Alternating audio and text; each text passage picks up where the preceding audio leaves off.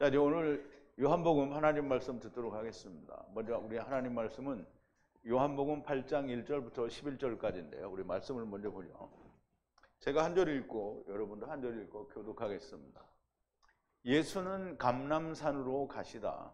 아침에 다시 성전으로 들어오시니 백성이 다 나오는지라 앉으사 저희를 가르치시더니 서기관들과 바리새인들이 간음 중에 잡힌 여자를 끌고 와서 가운데 세우고 예수께 말하되 선생이여 이 여자가 간음하다가 현장에서 잡혔나이다. 모세는 율법에 이러한 여자를 돌로 치라 명하였거니와 선생은 어떻게 말하겠나이까. 저희가 이렇게 말하면 예수를 시험함이로라. 예수께서 몸을 굽히사 손가락으로 땅에 쓰시니 저희가 묻기를 마지 아니하는지라. 이에 일어나 가라사대 너희 중에 죄 없는 자가 먼저 돌로 치라 하시고 다시 몸을 굽히사 손가락으로 땅에 쓰시니 저희가 이 말씀을 듣고 양심의 가책을 받아 어른으로 시작하여 젊은이까지 하나씩 하나씩 나가고 오직 예수와 그 가운데 섰는 여자만 남았더라. 예수께서 일어나사 여자 외에 아무도 없는 것을 보시고 이르시되 여자여 너를 고소하던 그들이 어디 있느냐? 너를 정죄한 자가 없느냐? 대답하되 주여 없나이다. 예수께서 가라사대 나도 너를 정죄하지 아니하노니 가서 다시는 죄를 범치 말라 하시니라. 아멘. 자, 이제 잠깐 기도하겠습니다. 거룩하신 여호와 아버지 하나님, 또 처음 여호와 하나님이시며 나중 여호와 하나님이신 우리의 아버지가 되시는 여호와 하나님께 감사와 찬송과 영광을 돌립니다.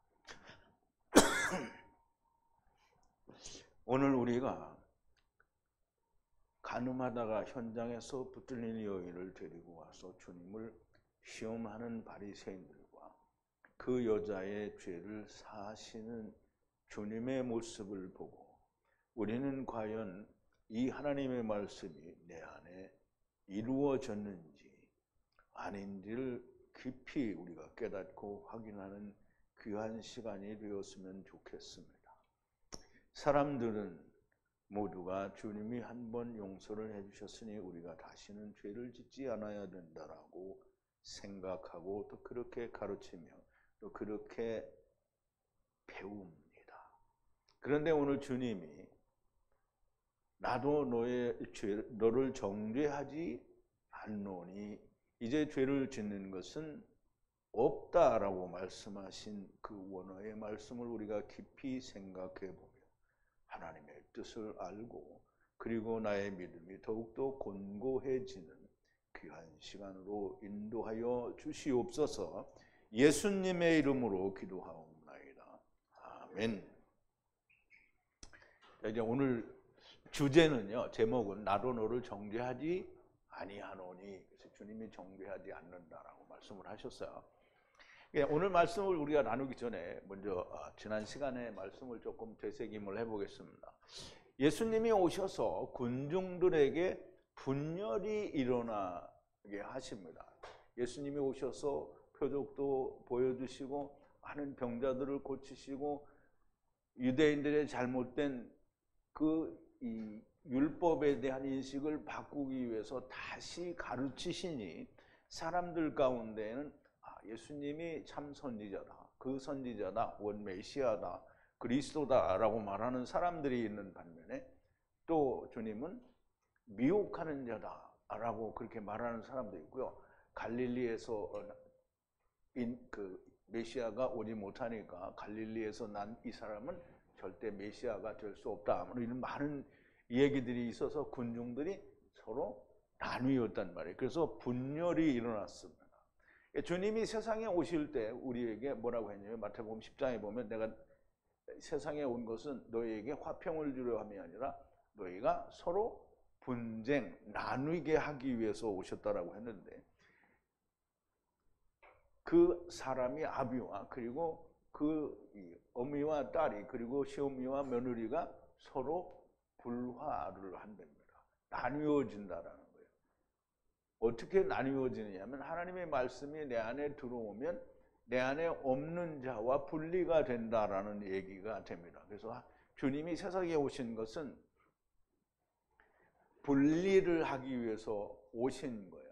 그래서 분리가 됐습니다. 그래서 이 예수님으로 말미암아 분쟁이 일어났어요. 메시아다 아니다, 메시아는 갈릴리에서 나지 않는다는 등 여러 부류의 사람들이 일어나는데요. 주님이 세상에 오신 것은 말씀이 세상에 떨어졌다라는 것이고, 말씀 안에 있다라는 것은 주님 안에 있는 것이요, 신학 혹은 번역, 장로들의 유전, 교리, 세상 학문에 빠져 있는 것은 주님 밖에 있는 것이고요. 분리는 당연히 그 사람들과 이루어나야만 됩니다. 누구와?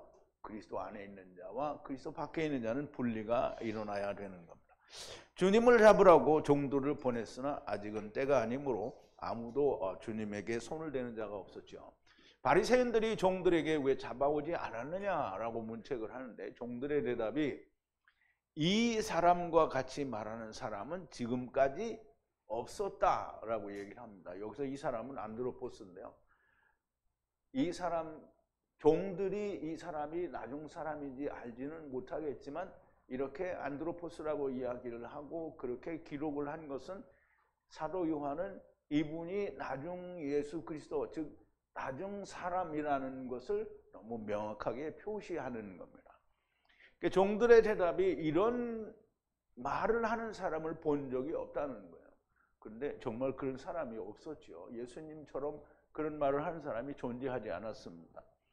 바리새인들이 종들에게 묻는다. 너희도 미혹된 것이 아니냐. 우리가 주님께 미혹이 되면 구원입니다. 우리가 이게 세상에 올 때는 마귀에게 미혹이 돼서 세상에 왔잖아요. 그럼 주님이 오셨어요. 주님이 빛을 주시고 말씀을 주셨는데 우리가 거기에 미혹이 되면, 넘어가면, 그럼 예수님 안에 들어간 거잖아요. 그럼 예수님 안에 있으면 어디로 가는 거예요? 천국을 가는 거죠. 그래서 주님께 미혹이 되면 구원이고요. 주님은 길이요 진리요 생명이니 주님 외에 나로 말미암지 아니하고는 아버지께로 오는 길이 존재하지 않는다라고 말씀을 하셨죠. 당국자 혹은 바리새인들 중에 미혹된 자가 있는 것이 아니냐. 군중들이 미혹되니까 그럼 자기들 가운데에서도 혹 미혹된 자가 있는 게 아니냐라는 그런 이제 말을 하게 되죠. 근데 미혹된 자가 있다면 그는 율법을 알지 못하는 군중일 것이요 저주를 받은 자다라고 그렇게 이야기하는데, 물론 당국자 중에도 당연히 미혹된 자가 있죠. 니고데모도 미혹되었다라는 명확한 설명은 없는데, 부자 아리마대 요셉이나 다른 부자들도 예수님을 추종하는 자들이 있었기 때문에 그 당국자들 가운데에도 미혹된, 예수님께 미혹된, 이 미혹된다는 게 꼭 나쁜 건 아니죠. 우리가 하나님께 속아 넘어가면 정말 잘하는 거죠. 하나님께 넘어가면. 그러나 실상은 자기들이 저주받은 자들인 것이고요. 그들 중에 하나, 밤에 그 당국자 중에 하나인 밤에 주님께 들어왔던 니고데모가 우리 3장에 보니까 예수님께 왔었죠. 그들을 향해 니고데모가 말을 하는 거예요. 우리 율법은 사람, 곧 나중 사람 예수 그리스도의 말을 듣지 않고, 물론 니고데모가 예수 그리스도라는 말을 이런 걸 하지는 않았어요. 그런데 우리가 사람의 말을 듣지도 않고 그리고 무엇을 행했는지 알기도 전에 판단하는 것이 율법이냐라고 이렇게 반문을 한 거예요. 왜? 지금 율법이 그렇게 하고 있으니까. 그런데 확실히 알아보지도 않고 정죄부터 하는 것은 지금도 유대인들과 똑같지요. 왜냐하면 이 사람들은 유대인들이 율법을 항상 입에 달고 사는데 율법이 뭔지 모르는 것처럼 예수 믿는다는 사람도 맨날 예수님을 입에 달고 사는데 예수 믿는 게 뭔지를 모르는 거예요. 그게 똑같죠. 자기들이 알고 있는 것과 다르면 무조건 정죄부터 하는 거예요. 그러니까 이 니고데모에게도 그럼 너도 미혹이 됐냐 이렇게 말을 하게 되죠. 바리새인들이 말하는데 너도 갈릴리 출신이냐 찾아보라. 갈릴리에는 선지자가 나지 못하는 것이라 이렇게 얘기를 하네요. 물론 갈릴리에서 선지자가 나지는 않죠. 예수님은 베들레헴 출신이에요. 베들레헴에서 나셨고요. 또 베들레헴에서 나사렛으로, 물론 요셉이 본래 나사렛에 살다가 베들레헴에 가서 나시고 다시 요셉이 이 나사렛으로 가니까 거기에서 난 사람이 된 거죠. 나지가 않고 나사렛 사람이다 이렇게 얘기하게 된 거죠. 사실은 갈릴리 나사렛 예수가 되어야 한다. 그리고 물론 베들레헴에서 나신 것도 너무나 당연한 사실이기도 한 거죠. 자, 이제 8장 1절인데요. 이 사람들이 이렇게 쟁론이 일어나서 다 각기 돌아갔다고 했어요. 그러면 이제 산헤드린 공회원이든지 바리새인들인지 모여있던 자들이 다 각기 집으로 돌아갔어요. 근데 예수님은 성전이 집인데 갈 데가 없잖아요. 그래서 예수님은 올리브산, 우리말에는 감람산으로 되어 있는데요. 올리브산으로 갔어요. 그런데 예수께서 그 올리브산, 그러니까 우리말 번역에는 감람산으로 되어 있어요. 올리브 그 산으로 가시더라 그랬어요. 그러면 이제 이게 그날 다 각기 흩어졌는데 예수님은 감람산으로 가셨어요. 그런데 그 예수께서 그 올리브산으로 가시더라. 올라가셔서 무엇을 하셨는지는 기록이 없어요. 그래서 알 수는 없으나 올리브산에 겟세마네 언덕도 가깝고, 이 올리브산에 감람산에 겟세마네가 있어요. 그래서 가깝고 거기 가서 기도하시지 않았겠느냐라고 생각이 됩니다. 주님이 무엇을 행하셨다라는 기록이 없는데 밤새 뭐 했겠어요? 제자들과 대화를 하셨든지 아니면 기도를 하셨든지 했겠죠. 그래서 우리 마태복음 26장에 보면 십자가를 앞에 두고 예수님이 기도하신 기도 내용을 보고 예수님이 우리가 똑같은 기도를 하시지는 않았지만 가서 기도하시지 않았겠느냐. 오병이의 기적 이후에도 제자들을 먼저 떠나보내고 산에 가셔서 기도하셨다라고 그렇게 나왔거든요. 물론 같은 산은 아니지만 저희가 먹을 때 예수께서 떡을 가지사 축사하시고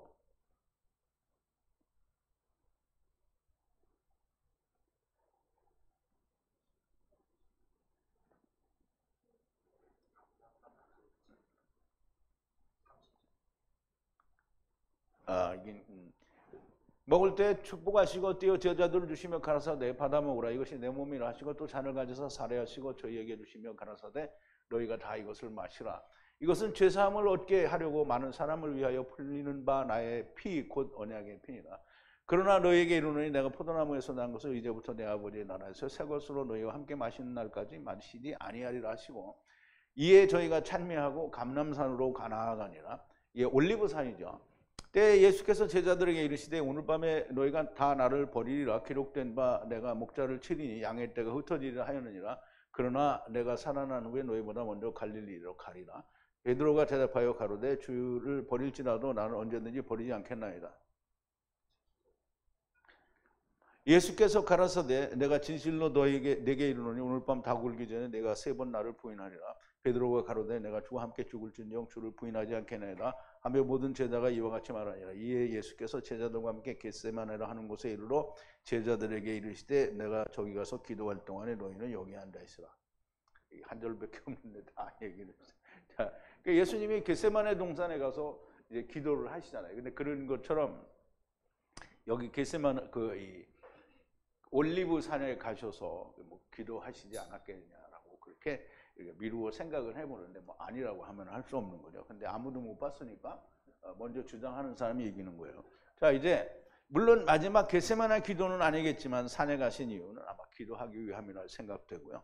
올리브산과 겟세마네가 성전에서 그리 멀지 않은 곳입니다. 이게 예루살렘 성이에요, 이게 다. 그런데 이제 성전은 여기가 이제 성전이에요. 이 성전에서 감람산, 그러니까 올리브산이 여기서는 탁 엎어지면 잘 되지만 실제로 현지에 가면은 이게 뭐 상당히 멀리 가야 되죠. 그래도 이제 우리 큰 지도를 보면 이거 가까운 데란 말이에요. 성전, 예루살렘 성전 밖이라는 말이죠. 자, 이제 2절인데요. 이제 아침이 돼요.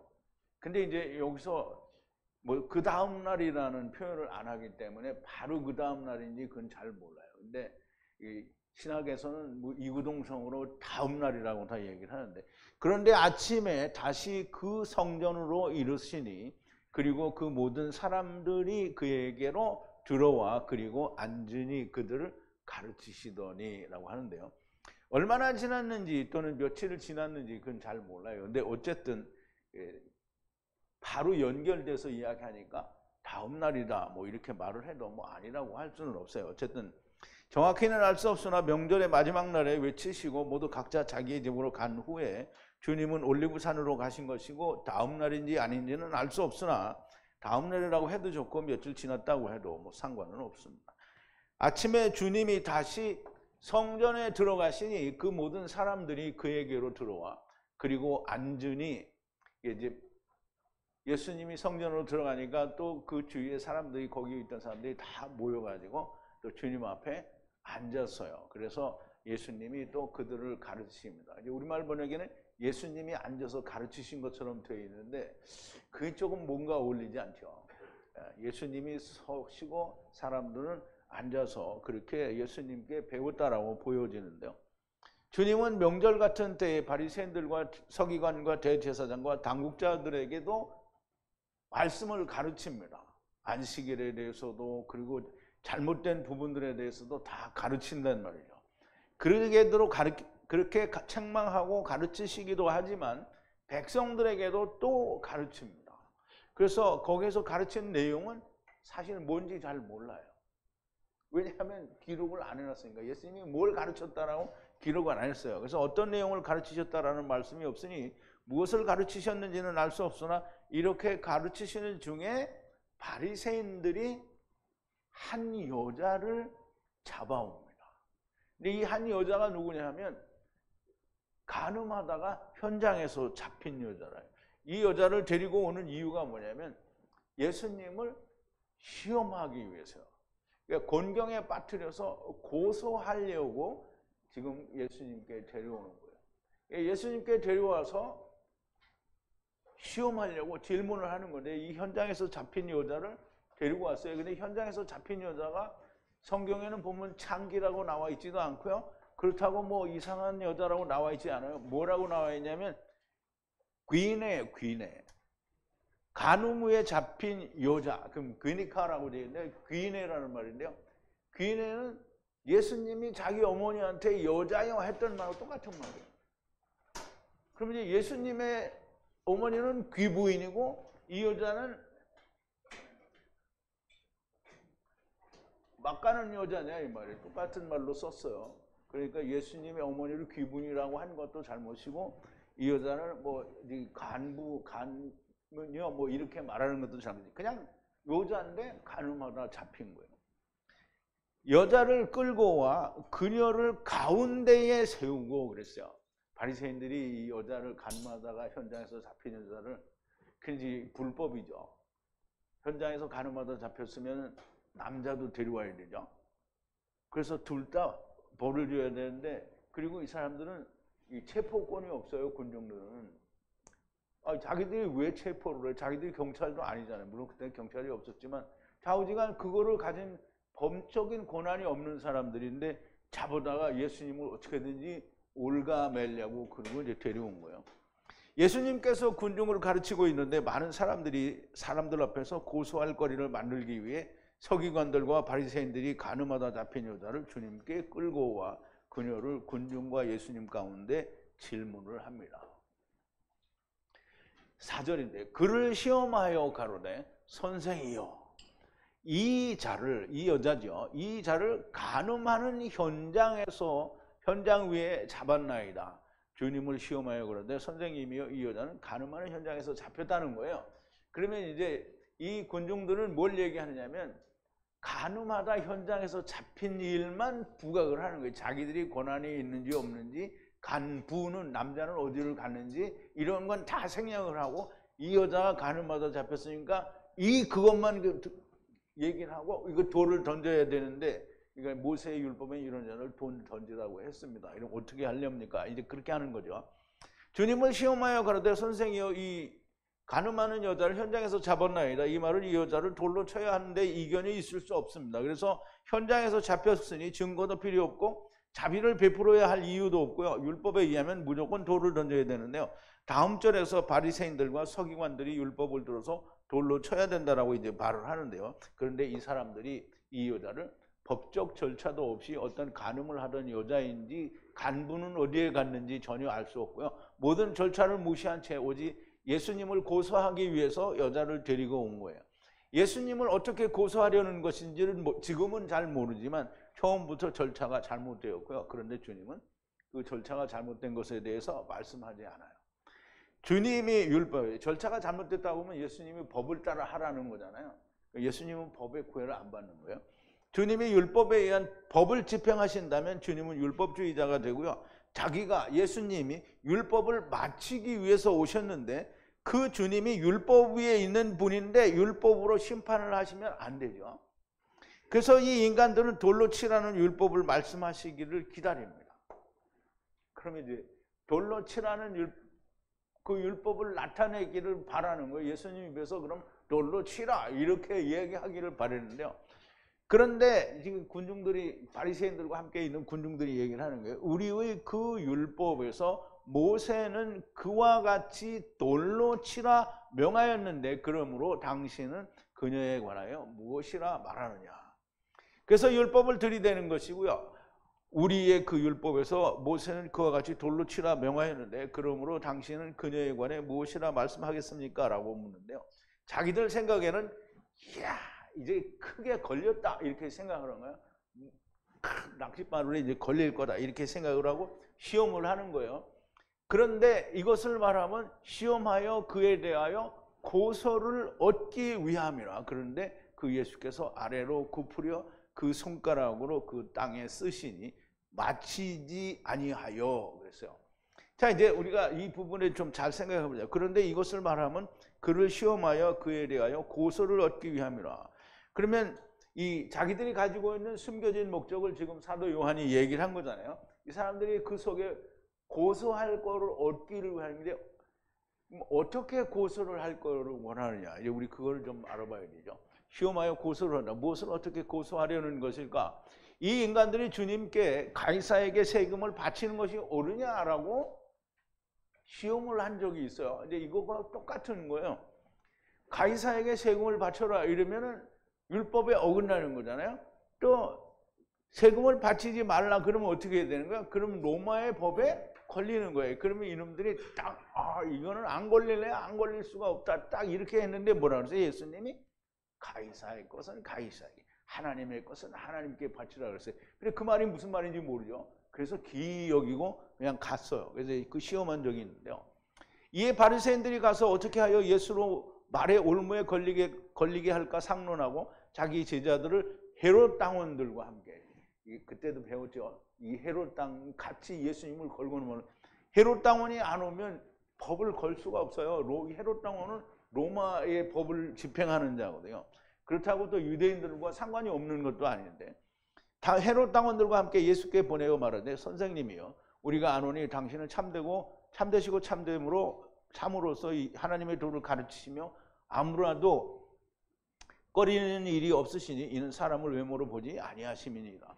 그러면 당신의 생각에는 어떠한지 우리에게 이르소서 가이사에게 세를 바치는 것이 가하니까 불가하니까 한데 예수께서 저희의 악함을 아시고 가라사대 외식하는 자들아 어찌하여 나를 시험하느냐. 이게 참 예수님이 다 알고 있는데 지금 머리 쓰고 앉아 있는 거죠. 쇳돈을 내게 보이라. 그러면 이제 세를 내는 돈을 보이라고 했죠. 물론 그게 원래는 이제 이 쇳돈을 이 로마 주화를 가져오면 안 되는데 로마 돈을 가져왔어요. 그래서 데나리온을 하나를 가져왔고는 예수께서 말씀하시되 이 형상과 이 글이 누구 것이냐? 가로되 가이사의 것이니라. 이에 가라사대 그런즉 가이사의 것은 가이사에게 하나님의 것은 하나님께 바치라 하시니 저희가 이 말씀을 듣고 기이 여겨 예수를 떠나니라. 기이 여겼다는 건 알고 떠난 게 아니잖아요. 뭔가 이상한데 꼬투리를 못 잡아서 그냥 가는 거예요. 자, 이제 바리새인들이 지금 고소를 하려는 거는 이와 같은 거예요. 뭐냐면 율법으로 던져서 치라. 그러면 율법으로 던졌어요. 그럼 여자가 죽었잖아요. 그럼 뭘 어겼어요? 로마의 법에는 돌을 던져서 여자를 죽이는 게 없어요. 그러면 이제 지금 가이사에게 세를 바치는 것이 옳으냐 똑같은 고소를 하려고 온 거죠. 근데 이제 참 바리새인들의 고소를 하려는 것이 이와 같은 것이고요. 돌로 치라 하면 로마의 법을 어기는 것이요. 돌로 치지 말라 하면 율법을 범하는 것이니 산헤드린 공회에 자기들이 이제 재판을 하려고 넘겨줄 수 있다라는 것이죠. 그런데 주님은 아래로 굽으려 땅에 이렇게 엎드려서 굽으려 손가락으로 땅에 무엇인가를 써요. 근데 이 땅에 뭔가를 쓴다라는 거는 여기에는 요한도 이게 뭐다라고 기록을 하지 않았고 그거를 설명하는 신학도 없고 그냥 다 뭘 썼대요. 그런데 손가락이 주님이 손가락으로 쓰잖아요. 주님의 손가락은 뭔지를 알아야 돼요. 주님의 손가락은 하나님의 손가락입니다. 여호와께서 시내산 위에서 모세에게 이르시기를 마치신 때에 증거판 둘을 모세에게 주시니 이는 돌판이요 하나님이 친히 손가락으로 쓰신 돈이에요. 하나님이 손가락으로 기록하셨어요. 하나님이 손가락이 있어요, 없어요? 네, 없어요. 그런데 하나님의 손가락이란 말이에요. 그럼 하나님의 손가락이 성경에 3번 나오는데 다니엘서에 1번 나오고 또 예수님의 손가락이 나와요. 그래서 손가락이 3번 나오는데 예수님의 하나님의 손가락은 예수님의 손가락과 똑같아요. 그럼 하나님의 손가락은 뭘 기록을 했어요? 율법을 기록했어요. 그러면 예수님도 땅에다가 율법을 기록했어요. 그러면 이놈들이 다 율법을 이놈들이라고 해서 죄송한데요. 이 유대인 바리새인들과 서기관들도 다 율법을 지키는 사람들이잖아요. 그런데 주님이 율법을 다시 기록하신 이유는 뭐냐면 이 사람들이 율법의 뜻을 모르잖아요. 율법의 요구는 뭐다? 죄를 깨달아서 우리가 죽어야 된다라고 하는 거잖아요. 그러면 자기의 죄를 깨닫게 하기 위해서 썼어요. 율법을 쓴 거예요. 다시 쓰는 율법이에요. 이 유대인들이 가지고 있는 율법이 아니라 하느님이 주신 율법을 거기에 주어서 죄인이로구나, 우리는 사망이구나, 이걸 깨닫게 하는 거예요. 근데 그거를 땅에다 쓰심으로 사람의 마음이 움직여진 거잖아요. 땅은 무슨 땅이냐면 우리 마태복음 13장의 8절에 보면 씨 뿌리는 비유가 나오죠. 그 씨 뿌리는 비유의 땅은 뭐예요? 사람의 마음이죠. 씨는 물론 곡식 나달의 씨는 우리가 세상 밭에다 뿌리지만 하나님의 말씀의 씨는 어디다 뿌려요? 사람의 마음에 뿌리는 거예요. 그래서 더러는 좋은 땅에, 좋은 땅이 개예요, 개. 그럼 그 경작지 이거가 땅이라는 거예요. 땅. 지금 하나님이 이 땅에다가 쓰시는 거예요. 우리가 이제 히브리어로 말하면 아다마라고 이야기할 수 있는데요. 아다마에 뭘 해요? 경작하잖아요. 그럼 아다마에다가 지금 이거 쓰신 거예요. 그러면 율법을 썼으니까 어떻게 했어요? 지네들이 가지고 있는 율법으로 들어왔네. 깨닫지는 못하지만 하나님이 지금 감동을 주셨으니까 율법은 내가 죄인이구나, 내가 죽어야 되는구나, 이걸 깨닫게 되는 거예요.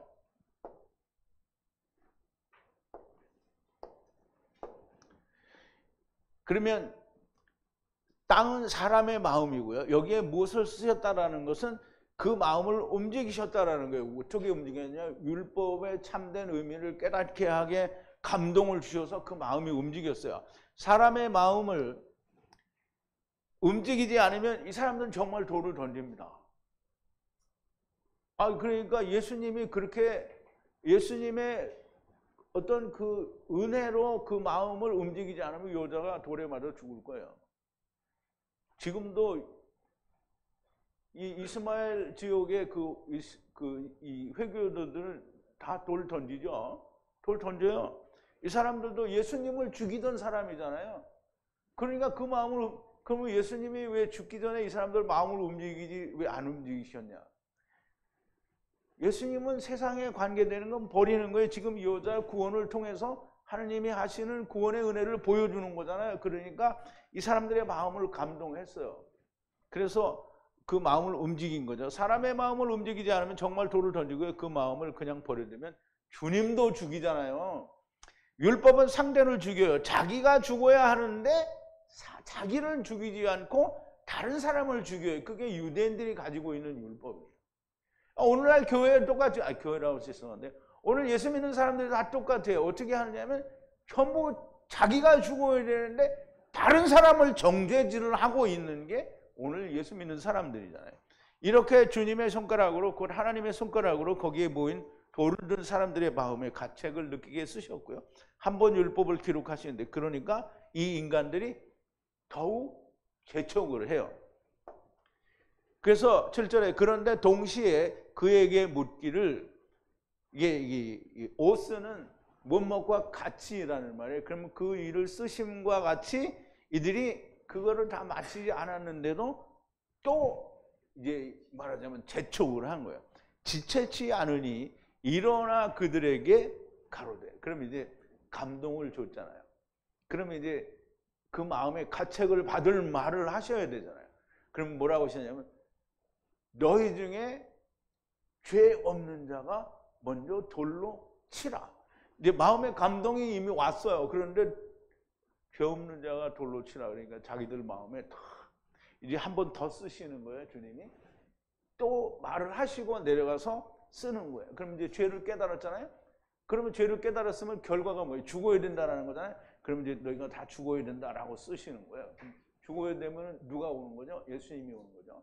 근데 이 사람들은 죽어야 된다, 자기가 죄인이고 자기가 죽어야 된다 이렇게 생각이 되니까 돌을 못 던지겠잖아요. 그래서 다 떠나가는 거예요. 그들에게 가로되 너희 중에 죄 없는 그 사람이 먼저 그녀 위에 그 돌을 던지라. 땅에 쓰시기를 마치지 않아서 묻기를 지체하지 않으니 일어나셔서 너희 중에 죄 없는 자가 먼저 그녀의 위에 그 돌을 던지라 하시는데요. 처음의 기록은 율법의 온전한 뜻을 기록하신 것으로 보이고요. 그 다음에 8절인데 그리고 다시 땅의 아래로 굽으려 그 땅에 쓰시니 율법의 온전한 뜻을 깨닫는 마음을 쓰시고 너희 중에 죄 없는 자가 먼저 돌을 던지라 하시고 또 쓰시니까 그게 죽어야 돌을 맞아야 될 사람은 너야. 이제 그거를 깨닫게 된 거죠. 그래서 굽으렸다 땅에 쓰시니까 무엇을 쓰셨을까? 율법으로 죄를 깨닫는 마음이 되게 쓰시고 죄를 깨달으면 죽어야 한다라는 것을 쓰시니 그게 복음이죠. 이것을 깨달은 그들이 예수님을 만나야 되는데 다 떠나가죠. 거기서 주여 우리가 다 죽을 놈입니다 이렇게 해야 되는데 돌을 들고 왔었으니까 어떻게 해요? 돌을 버리고 다 그냥 떠나갔어요. 그러니까 이게 참 안타까운 거죠. 주님 앞에 놓고 다 떠나가요. 항상 유대인들은 다 그랬어요.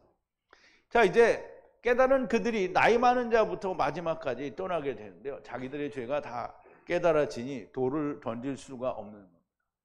그러니까 이제 죄를 깨닫고 나서 주님 앞에 오면 되는데 죄를 깨닫고 주님 앞에 오지 않은 사람이 우리가 잘 아는 사람이 또 있죠. 누구예요?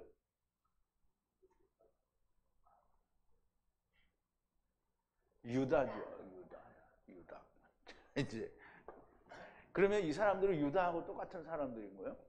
그런데 그것을 듣고서 그 양심의 책망 아래 하나가 나가고 그 나간 하나를 따라서 시작하여 그 어른 나이 많은 자부터 그 마지막까지 떠나고 그리고 그 예수와 가운데에 있던 그 여자, 여기 또 귀네라고 돼 있죠. 귀네. 가는 마다 현장에 잡혔는데 귀네요. 이게 여기서 뭐 창기나 이런 말 안 했단 말이죠. 그러면 이 귀네가 누구냐면 다 우리예요, 우리. 예수님 만나기 전에 우리가 다 귀네란 말이에요. 그런데 자기들은 아닌 것처럼 예수님의 어머니 마리아는 그냥 귀부인이요 이렇게 말했다고 하고 다 그냥 여자예요, 여자. 여자만 남았어요. 하느님의 손가락으로 땅에 쓰시고 감동하시고 너희 중에 죄 없는 자가 먼저 돌로 치라는 말씀을 듣고 양심의 책망 아래 하나가 나가고 하나를 따라서 그 어른에서 그 마지막까지 떠나고 그리고 예수와 그 여자만 남았어요. 죄 있는 자들이 다 떠났으니 이제 죄 있는 자는 다 떠났어요. 그러면 누구만 남았어요? 죄가 없는 사람만 남았어요. 예수님과 이 여자는 죄가 없어요. 왜 없어요? 안 물어보니까. 자, 이제 죄 있는 자들이 다 떠났으니 이제 죄 없는 자만 남았고요. 사람은 누구나 다 누구를 정죄할 수가 없어요. 그러니까 그 이제 일반 달란트 빚진 자의 비유도 그렇잖아요. 사람이 사람을 정죄할 수 없는데 그놈은 가서 자기 동료를 정죄를 하는 거잖아요. 이게 지금 유대인들이 똑같이 한 거예요. 이 여자를 잡아다가 돌로 던지라. 지네들이 던지지 왜 예수님께 와서 얘기해? 그러니까 뭔가 낚싯줄을 걸어서 예수님을 공경에 빠뜨려서 고소를 하려고 이렇게 한 건데 이제 모든 게 다 헛된 게 됐죠. 정죄할 수 있는 분은 오직 하느님만이, 예수 그리스도만이 정죄를 할 수 있어요. 그런데 이제 보세요. 그러니까 예수님이 정죄하실 수 없는 이유가 있어요. 예수님은 나중 여호와 하나님이잖아요. 그죠? 처음 여호와 하나님은 우리를 데리고 왔어요. 그럼 나중 여호와 하나님은 우리를 데리고 가잖아요. 그럼 나중 여호와 하나님이 와서 너 잘 그걸 이해를 해야 돼. 우리 창세기에서 배울 때 우리가 하느님 나 세상에 가고 싶어요 이래서 온 사람이 있어요? 그러면 하느님의 영광이니까 다 가자. 네, 그래서 왔어요. 그럼 하느님이 다 데리고 왔잖아요. 근데 하느님이 데리고 와놓고 뭐 잘못한 걸 너 이거 잘못했지 이렇게 하면 어떡하냐고. 아버지가 오자고 해서 왔는데 그러면 잘하거나 못하거나 아버지가 데리고 가야 되잖아요. 그러면 세상을 떠나왔으니까 데리고 가려면 세상에 온 너희는 나 죽어야 된다. 그러니까 내가 죽을 테니 너도 같이 죽자. 그게 구원이에요. 그런데 우리가 안 믿고 그냥 죽잖아요. 그래도 죽기는 죽잖아요. 그러니까 가는 거예요. 그러므로 하느님이신데 하느님도 정죄할 수가 없어요. 가자고 하시고 데리고 오셨으니 정죄를 하실 수가 없고 오히려 대신 죽으시기 위해서 오신 거예요. 죄인을 대속하시기 위해 오셨으니 모든 죄인을 자기의 죽음 안에서 구원하시려는 거예요. 10절인데요. 그런데 그 예수께서 일어나서 그리고 그 여자 외에 아무도 보지 않으니 못하니 그녀에게 가라사대 여자, 그 귀인의 여자요, 그대를 그 정죄하던 사람들이 그들이 어디에 있느냐? 아무도 그대를 정죄하지 않느냐? 이게 굉장히 중요하죠. 아무도 너를 정죄하지 않느냐? 그대를 정죄하지 않느냐? 아무도 정죄하지 않죠. 정죄하던 자들이 다 갔어요. 그러면 이제 예수님만 남았잖아요. 그러니까 우리는 예수님이 우리를 데리고 다른 형제, 지금 다른 케루브가 데리고 왔잖아요. 그러면 이건 데리고 가는 케루브인데 심판을 면하게 하기 위해서 오셨잖아요. 그런데 정죄를 하면 안 되죠. 주님은 정죄를 할래요? 할 수가 없어요.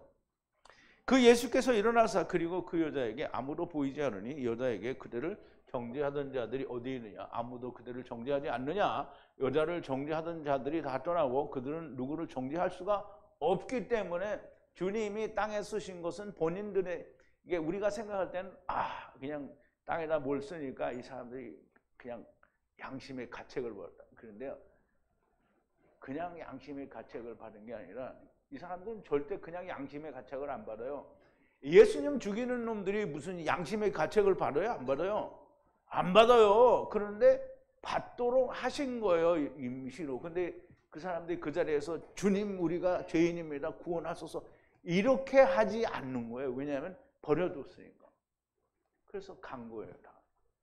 정죄를 받아야 할 죄인들이기 때문에 정죄를 할 수 없고요. 그러므로 그들을 떠나게 만드신 분은 주님이시고 또 주님도 이 여자를 곧 죄인을 정죄하시지 않는 거예요.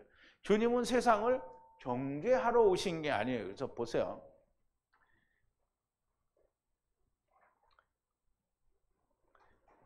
모세가 광야에서 뱀을 든 것 같이 인자도 들려야 하리니 이는 저를 믿는 자마다 영생을 얻게 하려 하심이니라. 하나님이 세상을 이처럼 사랑하사 독생자를 주셨으니 이는 저를 믿는 자마다 멸망치 않고 영생을 얻게 하려 하심이라. 하나님이 그 아들을 세상에 보내신 것은 세상을 심판하려 하심이 아니요 저로 말미암아 세상이 구원을 받게 하려 하심이라. 세상은 이미 심판이에요. 그래서 얘기잖아요. 저를 믿는 자는 심판을 받지 아니하는 것이요 믿지 아니하는 자는 하나님의 독생자의 이름을 믿지 아니하므로 벌써 심판을 받은 것이에요. 지금은 심판받은 상태에 있다라는 얘기를 하시는 거예요. 그런데 사람들은 또다시 무슨 다른 심판을 받는가 보다라고 생각을 하는데 절대 그렇지 않고요. 예수님은 세상에 우리를 구원하러 오셨지 우리를 심판하러 오신 게 아니에요. 심판은 이미 받은 상태에 있는 거죠. 자, 이제 심판에서 건지시기 위해서 오신 것이고요. 그러므로 모든 정죄자를 떠나게 하시고 주님도 그녀를 정죄하지 않으세요. 그러면 무엇을 해야 하는가? 그냥 믿기만 하면 되는 겁니다. 죄가 없다라고 하는 걸 그냥 믿는 거예요. 그럼 이제 11절에 보니까 예수님이 마지막으로 여자에게 얘기하죠. 그런데 그녀가 말하되 주여 아무도 없나이다. 그런데 그 예수께서 그녀에게 가라사대 나도 그대를 정죄하지 아니하노니 가라.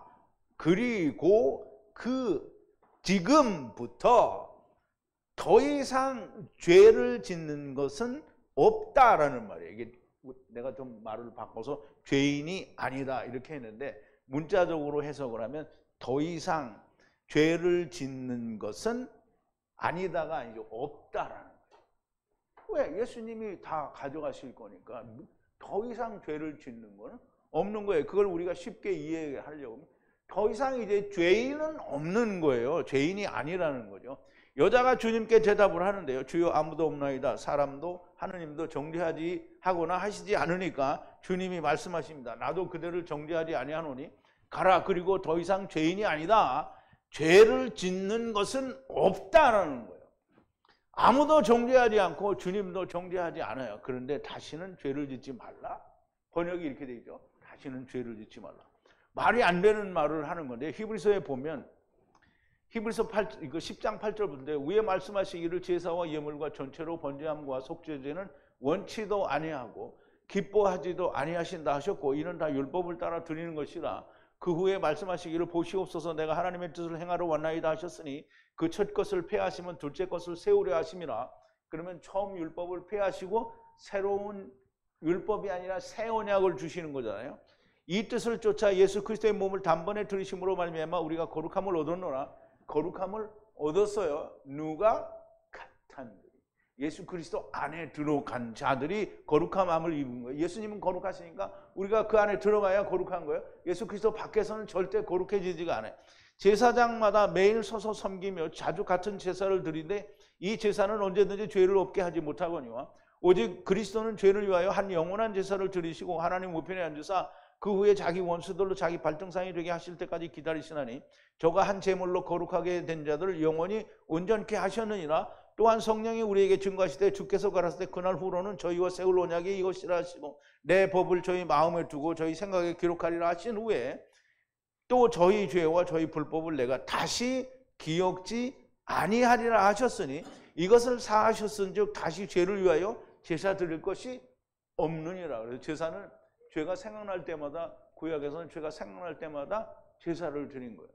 근데 예수님이 영원한 한 제사를 드렸으니까 예수님은 태초부터 세상 끝날 삼켜지는 그날까지의 모든 죄를 다 가져갔어요. 그러니까 다시 죄를 위하여 제사를 드릴 게 없어요. 그러니까 죄가 깨달아지면 예수님과 함께 내가 죽으면 되는 거예요. 그런데 예수님과 함께 죽는 게 뭔지 모르니까 다 안 죽어요. 그냥 자기가 믿기만 해. 그게 뭐냐면 구약시대 때 제사를 지내는데 짐승만 죽고 자기는 안 죽는 거예요. 그걸 맨날 하는 거예요. 그러니까 오늘날도 예수님을 믿기는 하는데 자기는 안 죽는다는 거예요. 자, 이제 새 언약에서는 죄를 기억지 아니하신다라고 하시고 예수님이 그럼 다시는 죄를 짓지 말라 이렇게 말씀을 하셨다면 예수님이 헛소리를 하신 거죠. 근데 예수님은 헛소리를 안 하셨는데 누가 이렇게 했어요? 번역하는 자들이 자기의 생각에 맞게 해석을 한 거예요. 다시는 죄를 짓지 말라고 하신 게 아니냐. 왜냐하면 지금부터 죄를 짓는 것은 없다라고 얘기를 하셨으니까 이게 자기들 생각에는 맞지가 않잖아요. 그러니까 이제 다시는 죄를 짓지 말라라고 하시니까 자기들 생각에 딱 맞아떨어지잖아요. 그럼 지 생각에 맞아떨어진 거지 하나님 말씀에 맞아떨어진 건 아니잖아요. 다시 죄를 짓지 말라고 하시면 또 범하게 되잖아요. 죄를 짓지 말라고 했는데 지었잖아요. 그럼 주님의 말씀을 어떻게 해요? 못 지킨 거잖아요. 주님이 하지 말라고 했는데 주님은 뭐라 했어요? 그런 거 하지 않게 하기 위해서 다시는 죄를 짓는 건 없다는 거예요. 그래서 왜 주님이 다 죄를 짓는 것이 없다라는 것은 다 주님이 가져가셨기 때문입니다. 그러면 죄인으로 남는 건 왜 죄인으로 남느냐? 못 믿는 것이 죄예요. 죄에 대하여라 함은, 그러니까 요한복음 16장 9절인데요. 성령님이 오시면 죄에 대하여, 의에 대하여, 이 심판에 대하여 책망하신다라고 하죠. 그러면 죄에 대하여라 함은 저희가 나를 믿지 아니하며, 그래서 죄에 대하여라 함은 진실로, 의심할 여지 없이 말하는 진실로라는 뜻인데요. 진실로 나 안으로 믿지 않는 것이기 때문에 그렇다. 그 말은 무슨 말이냐면 믿기는 믿어요. 근데 예수 안에서 진실로 믿지 않는 거야. 다 사람들이 주둥이로만 그냥 나는 주님을 믿습니다. 믿습니다. 아멘 할렐루야 주여 주여 주여 이렇게 하는 게 이게 진실로 믿지 않기 때문에. 예수님이 예수를 믿으면 진실로 믿으면 그 안에 들어간 거잖아요. 같이 죽은 거란 말이에요. 근데 같이 죽지 못했으니까 이렇게 예수를 믿지 않는, 그러면 이제 예수를 믿지 않기 때문에 죄가 그냥 있는 거예요. 사람의 죄는 그 누구도 묻지 않는데, 아무도 듣지 않는데 자기가 자기 죄를 묻는 것은, 그러니까 하나님은 사람의 죄를 이제 예수 그리스도 안에 들어와 있으면 안 묻는, 절대 안 물어요. 그런데 예수 믿는다고 하는 사람들이 예수 안에 들어간 거를 자기 모르니까 자기 죄를 자기가 물어보잖아요. 근데 그거는 예수님을 모르니까 물어볼 수밖에 없어요. 또 이 구약에 있는 제사를 주둥이로 제사 지내는 거예요. 그래서 맨날 주야부터 금요일 날 가가지고 밤새도록 토요일 아침까지 주야 눈물 콧물이 되도록. 그거 안 해본 사람 손들어봐요. 안 해봤어요? 아, 다행이네. 근데 다 대부분은 그걸 해봤단 말이에요. 눈물이 콧물이 되도록 탁. 그런데 그 다음날 나오면 어떻게, 아우 피곤하구나. 근데 저녁 때 되면 똑같아요. 자, 이제 우리가 쇠귀의 경읽기라는 말이 있는데요. 그러면 소의 귀에다 대고 경을 읽으면 소가 알아듣냐고요. 못 알아듣죠. 우이득경이라는 말인데, 유대인들이요, 오늘날 예수 믿는 사람들이 그렇다는 거예요. 유대인들이 예수님이 와서 3년 내내 얘기를 했잖아요. 책망을 하고 또 책망을, 빛을 비추고 또 비추고 막 온갖 표적을 다 보여주시고 또 말씀을 하셨는데, 이 인간들이 어떻게 했어요? 들었어요? 안 들었어요? 못 들었어요. 못 들으니까 어떻게 해요? 예수님을 죽여요. 하나님을 죽인 거예요. 예수님을 죽였다 하니까 하나님을 죽인 거예요. 저 아버지를 죽인 거죠. 그런데도 하나님은 그들을 구원하시죠. 왜? 하나님 데리고 왔잖아요. 자, 하나님의 말씀을 믿지 않는 자, 않는고요. 자기의 지식과 학문, 자기의 생각, 자기와 같은 사람들의 번역, 신학, 장로들의 유전, 그리고 교리, 그리고 세상의 과학을 믿어요. 누가? 오늘 예수를 믿는다는 사람들이 그렇게 믿는다. 그러니까 오늘 예수를 믿는 사람들이 성경의 창세기 1장 14절부터 18절에 보면 해와 달과 별을 궁창에 하나님이 두셨다라고 했는데 그거를 싹 덮어버려요. 누가? 목사님들께서 싹 덮어버려요. 그 목사님들이 뭐라고 하냐면 우주 만물을 창조하신 하나님의 위대하심. 아, 나 정말 미치네. 자, 이제 주님이 무엇이라고 하시는가? 너희가 죄 가운데서 죽고 너희는 나 있는 곳에 올 수가 없다고 하시는 거예요. 길어야 80년, 90년인데요. 물론 100살까지. 우리 어머니는 96세니까 90을 넘었는데 어쨌든 인생은 100세 미만이란 말이야. 아, 요즘은 100세를 산다고 그러는데 그러면 100세 넘게 사는 사람은 어떡하냐. 뭐 어떻게 살았으면 그만인 거지. 대개 이제 8, 90이면 다 죽는단 말이에요. 죽어서 까보면 알아요. 죽어서 아우 나는 이제 천국에 있겠거니 하고 죽어서 딱 까봤는데 어디 가냐면 부자가 어서 오세요 그리고 환영을 하고 있단 말이에요. 웃을 일이 아니라 나도 여러분도 다 지금 그런 상태에 있는 거예요. 지금 죽으면 전부 음부에 가서 부자하고 앞사고 아이고 참 오랜만입니다 이러고 있을 거란 말이죠. 자, 이제 그렇게 부자를 만나게 되면 그때는 많이 늦는 것이고요. 후회해도 소용이 없어요. 후회를 해도 소용이 없어요. 거기서는 돌이킬 수가 없다는 거예요. 그러니까 땅에 있을 때에 어떻게 해서든지 그리스도와 하나가 돼야 돼요.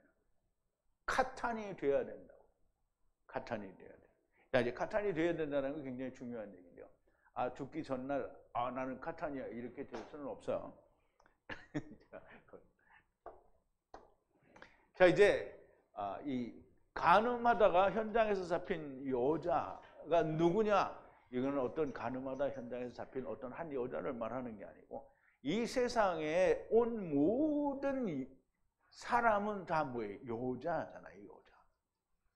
그러면 이 여자가 창세기 2장에서 얘기하잖아요. 아담에게서 끄집어낸, 취하여 낸 이 자를 뭐라 했어요? 남자에게서 취하였은즉 여자라 하리라. 근데 여자가 뭐예요? 이샤잖아요. 802 이샤. 이샤가 귀네예요, 귀네. 그러면 예수님을 지금 첫사람 아담을 떠난 모든 자가 여자예요. 그러면 그 여자가 가늠하다가 잡혀왔어요.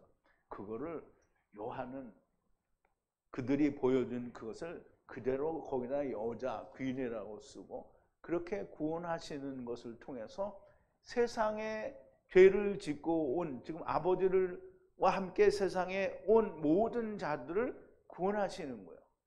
그러면 이 귀네가 구원을 받았잖아요. 그럼 세상의 모든 여자는 다 구원을 받은 거예요. 단지 믿지 않기 때문에 세상에서는 구원이 되지 않은 거예요. 그런데 음부에 가면 구원이 된다는 거예요.